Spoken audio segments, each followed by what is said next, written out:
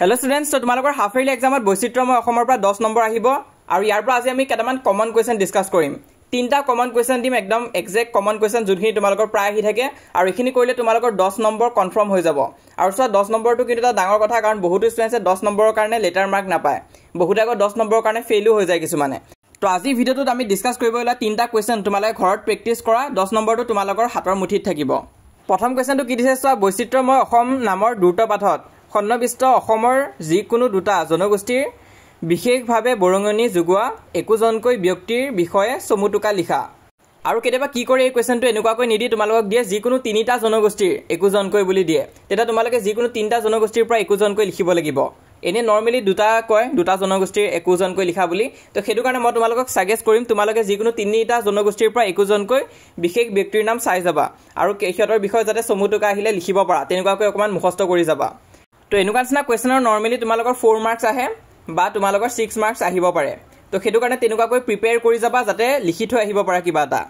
তো এতিয়া আমি যাম আমাৰ 2 নম্বৰ ৰিপিটেড কোৱেশ্চনটোলৈ। সেইটো কি হয় চোৱা তোমাৰ দ্ৰুত পাঠত সন্নিবিষ্ট অসমৰ যিকোনো দুটা জনগোষ্ঠীৰ উৎসৱ পাৰ্বণৰ সম্পৰ্কে চমুকৈ লিখা।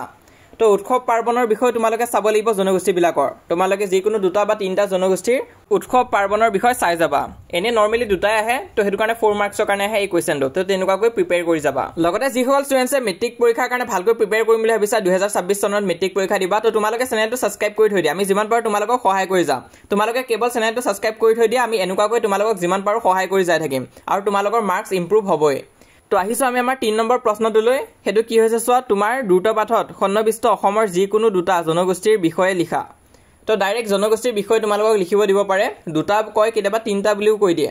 হেতু কাৰণে তোমালোকে পৰাপক্ষত তিনটা মান জনগোষ্ঠীৰ বিষয়ে চাই যাবা। তো এখিনি কোৱেশ্চন যদি তোমালোকে চোৱা তেনেহলে বৈচিত্ৰ্যময় অসমৰ ভিতৰত তোমালোকে 10 মাৰ্কসৰ ভিতৰত 10 মাৰ্কসে পাবলৈ সক্ষম হ'বা। বহুত ষ্টুডেন্টছে কি কৰে এই বৈচিত্ৰ্যময় অসম কিতাপখন নপঢ়ে আৰু মেইন বুকে পঢ়ি থাকে। মেইন বুক তোমালোকে যিমানে নপঢ়া কিয় তাত বহুত কোৱেশ্চন আছে আৰু গোটেইখিনি তোমালোকৰ হয়তো মনত নাথাকিব পাৰে কিন্তু বৈচিত্ৰ্যময় অসমত কেইটামান কোৱেশ্চনে আছে এই তিনটা কোৱেশ্চন যদি ভালকৈ পঢ়া তেনেহলে 10 নম্বৰ তোমালোকে পাবাই। কেইটামান ভিতৰৰ পৰাও দিব পাৰে কিছুমান ডিস্ট্ৰিক্টত হলেও তোমালোকে ভালকৈ পঢ়িলে নিশ্চয় পাৰিবা আৰু এখিনি কিন্তু মোস্ট ইম্পৰ্টেন্ট হয়। তো এনেকুৱাকৈ আমি বাকিবিলাক সাবজেক্টটো দি থৈ দিছো আৰু নিদিয়াবিলাকো দি যাম। তো যিসকল এতিয়ালৈ সাবস্ক্ৰাইব কৰা নাই তোমালোকে সাবস্ক্ৰাইব কৰি দিবা। ভিডিওটো এইখিনিতে তোমালোকে পজ কৰা আৰু সাবস্ক্ৰাইব কৰি থৈ আহা। লগতে বহুতে মোক সুধি আছিল যে কোৱেশ্চন বেংক কি ললে ভাল হ'ব। তোমালোকে সাৰথি কোৱেশ্চন বেংকখন ল'ব পাৰা। সেইখন ভাল হৈ আছে আৰু তাত তোমালোকে এমসিকিউ পাবা। এমসিকিউ সলিউশনো থাকিব লগতে প্ৰিভিয়াস ইয়াৰ কোৱেশ্চন বিলাকো পাবা। তো তোমালোকৰ প্ৰিপাৰেচনত বহুতখিনি সহায় হ'ব মেট্ৰিক পৰীক্ষাৰ কাৰণে। তাৰোপৰি আমাৰ WhatsApp চেনেলত জয়েন কৰিবা। যিসকল এতিয়ালৈ জয়েন কৰা নাই সোনকালে জয়েন কৰা কাৰণ এইটো 100% ফ্ৰী হয়। লিংকটো পিন কমেন্টত দিয়া হৈ আছে তাত ক্লিক কৰিলে WhatsApp পেজটো ওপেন হ'ব।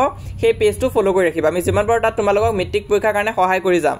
তাৰোপৰি এইটো হৈছে আমাৰ ইনষ্টাগ্ৰাম পেজ। যিসকল এতিয়ালৈ আমাক ইনষ্টাগ্ৰামত ফলো কৰা নাই তোমালোকে ফলো কৰি ল'বা আৰু মোস্ট ইম্পৰ্টেন্ট আমাক সাবস্ক্ৰাইব কৰিবা।